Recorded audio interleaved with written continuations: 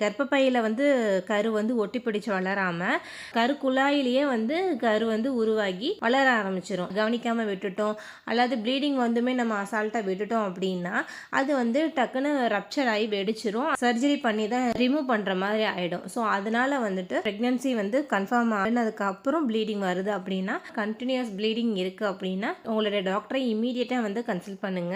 நிறைய பெண்களுக்கு இது தெரியறது இல்ல. இது எப்போ நம்ம கன்ஃபார்ம் பண்ணுவாங்க அப்படின்னு பார்த்தீங்கன்னா, நீங்கள் உங்களுடைய ப்ரெக்னென்சி கன்ஃபார்ம் பண்ண உடனே 5 வாரத்துலேருந்து 7 வாரத்துக்குள்ளே உங்களுடைய ஃபஸ்ட்டு அல்ட்ராசவுண்டு ஸ்கேன் நம்ம செக் பண்ணியே ஆகணும்.